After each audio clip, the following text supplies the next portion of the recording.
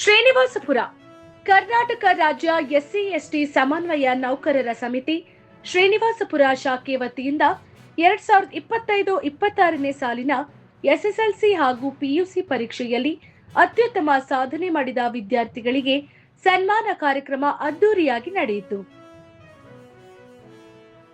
ಎಸ್ಎಸ್ಎಲ್ಸಿಯಲ್ಲಿ 90% ಹಾಗೂ ಪಿಯುಸಿಯಲ್ಲಿ 85%ಕ್ಕಿಂತ ಹೆಚ್ಚು ಅಂಕಗಳನ್ನು ಗಳಿಸಿರುವ ಸರ್ಕಾರಿ ಪ್ರೌಢಶಾಲೆ ಮತ್ತು ಪದವಿ ಪೂರ್ವ ಕಾಲೇಜುಗಳ ವಿದ್ಯಾರ್ಥಿಗಳನ್ನು ಗೌರವಿಸಿ ಅಭಿನಂದಿಸಲಾಯಿತು.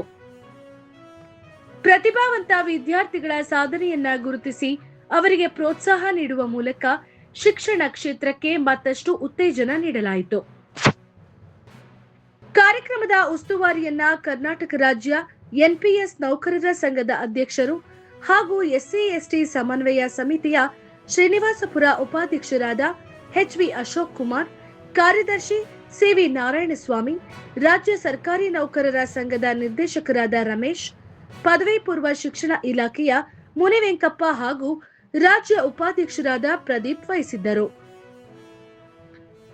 ಕಾರ್ಯಕ್ರಮದ ಪ್ರಮುಖ ಆಕರ್ಷಣೆಯಾಗಿ ಸಮಾಜ ಸೇವಕರು, ಶಿಕ್ಷಣ ಪ್ರೇಮಿಯೂ ಆಗಿರುವ ಬಿ.ವಿ. ಶಿವಾರೆಡ್ಡಿರವರು 70 ಪ್ರತಿಭಾವಂತ ವಿದ್ಯಾರ್ಥಿಗಳಿಗೆ ತಲಾ 1,000 ರೂಪಾಯಿಗಳ ಪ್ರೋತ್ಸಾಹ ಧನ ವಿತರಿಸಿದರು.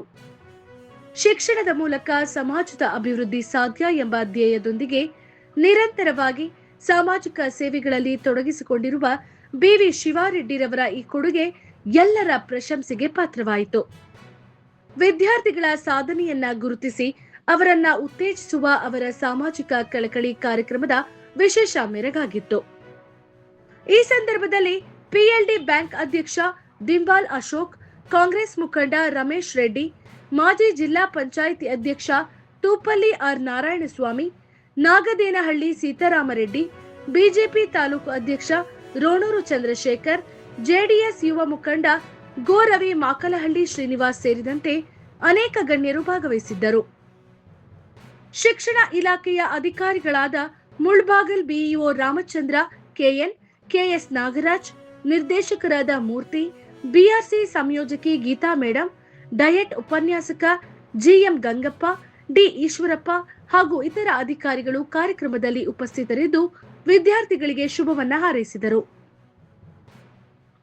ಪ್ರತಿಭಾವಂತ ವಿದ್ಯಾರ್ಥಿಗಳ ಸಾಧನೆಯನ್ನ ಸಂಭ್ರಮಿಸಿ ಅವರನ್ನ ಇನ್ನಷ್ಟು ಉನ್ನತ ಗುರಿಗಳತ್ತ ಪ್ರೇರೇಪಿಸುವ ಈ ಕಾರ್ಯಕ್ರಮವು ಶಿಕ್ಷಣ ಮತ್ತು ಸಮಾಜ ಸೇವೆಯ ಸುಂದರ ಸಂಗಮವಾಗಿ ಮೂಡಿಬಂದಿತು.